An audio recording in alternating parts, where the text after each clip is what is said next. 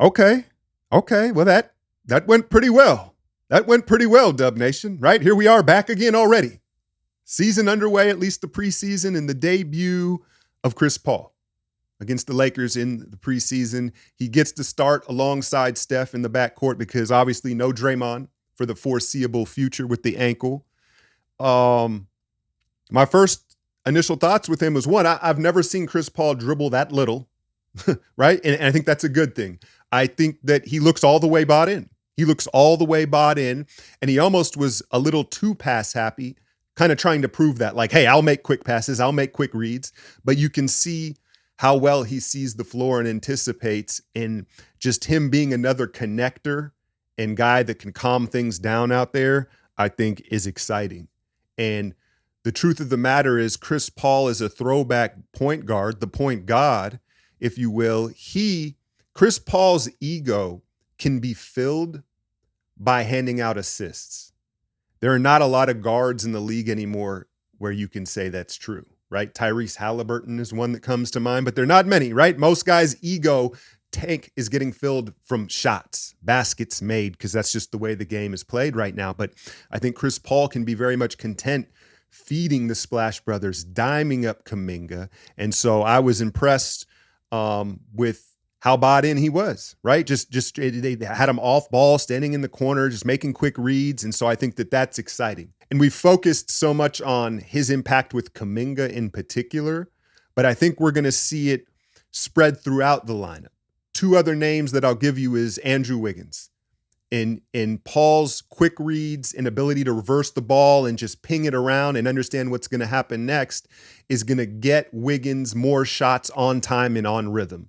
And we know Wiggs can kind of just be aloof, and we can kind of forget about him offensively. And it's like, hey, get him some touches. So I think that Chris Paul's presence is going to help that. And then Kevon Looney in the pick and roll. Chris Paul and Kevon Looney are going to run the slowest pick and rolls in the NBA, and it might be one of the most effective pick and rolls in the NBA. Their pace, angles, hands, and he threw Loon a little soft lob, I think, in the beginning of that second half.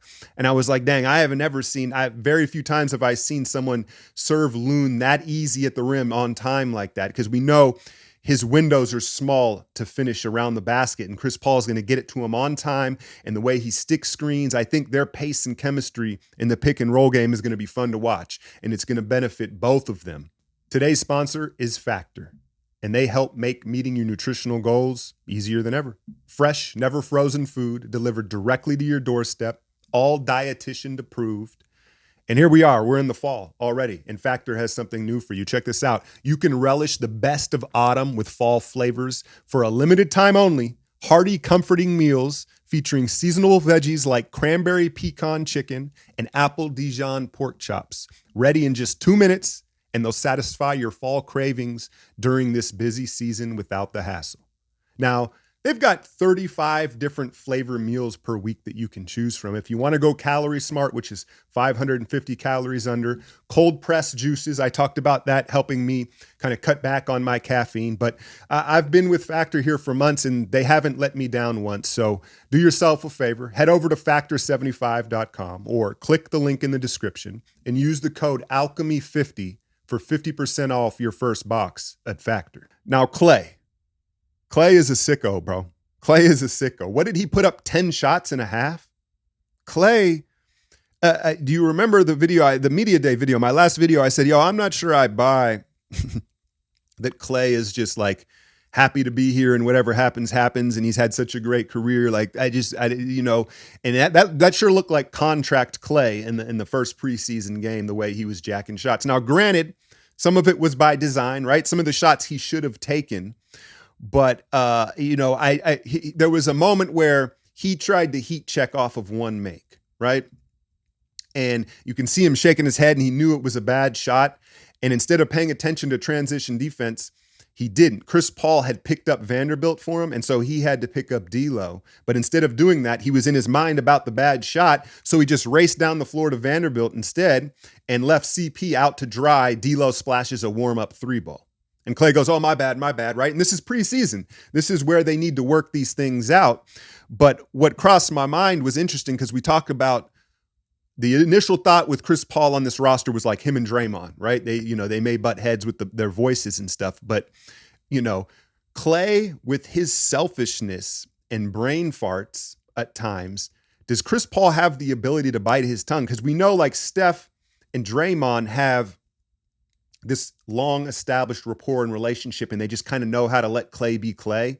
Maybe sometimes too much, to a fault, right?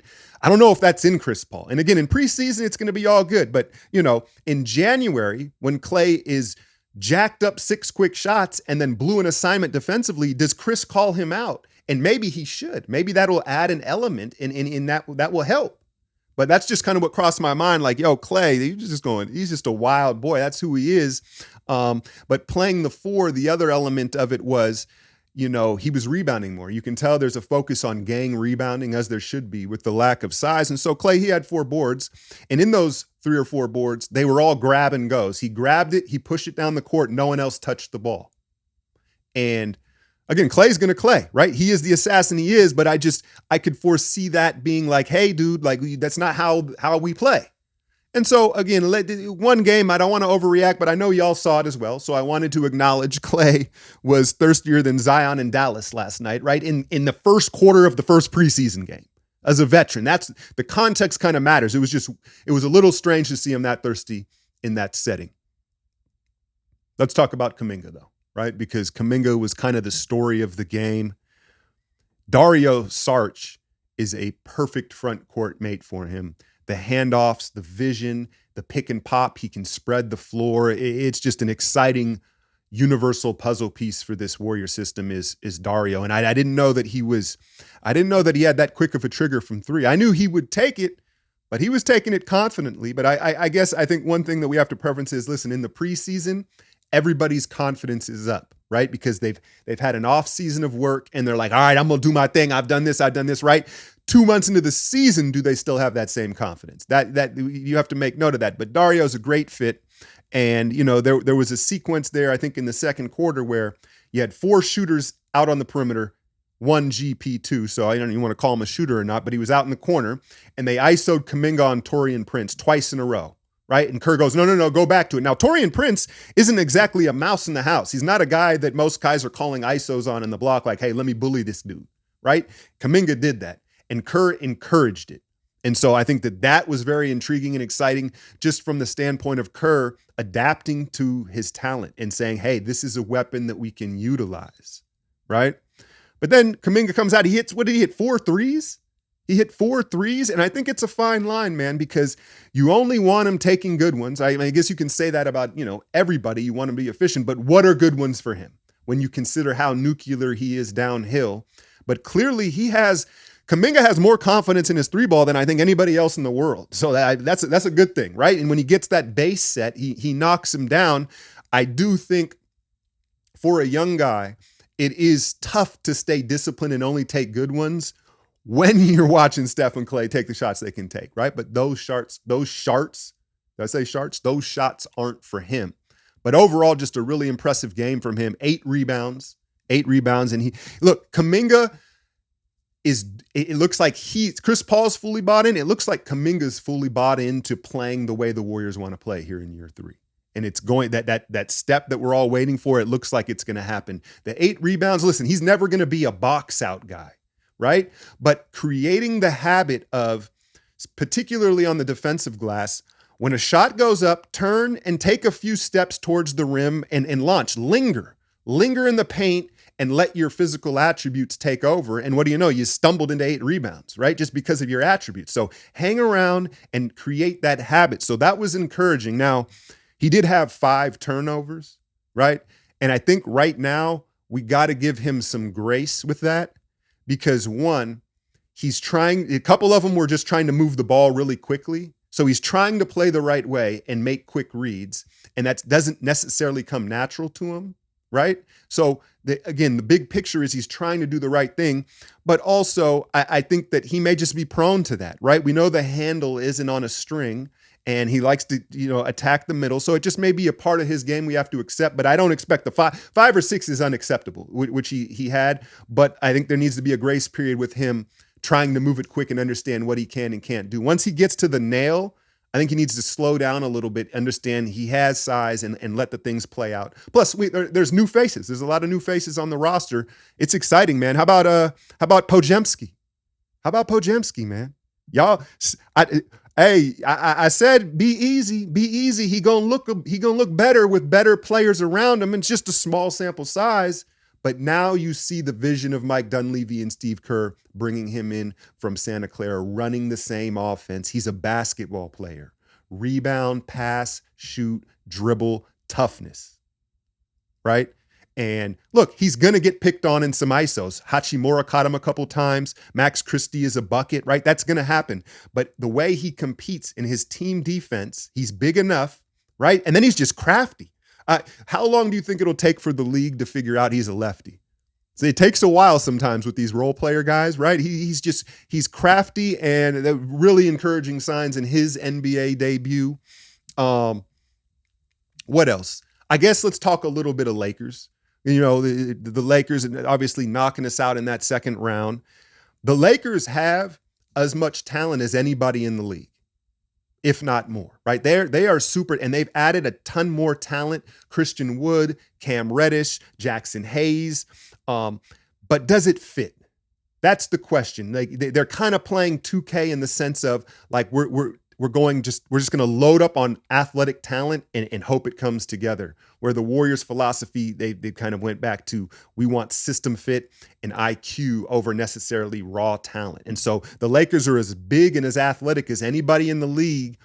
Cam Reddish rolled an ankle. I don't know. I think the most positive early return for them was Jackson Hayes, right? Taking that gamble on him out of New Orleans, and the pick and roll game with him and D'Lo, giving D'Lo that type of vertical threat and allowing him to manipulate.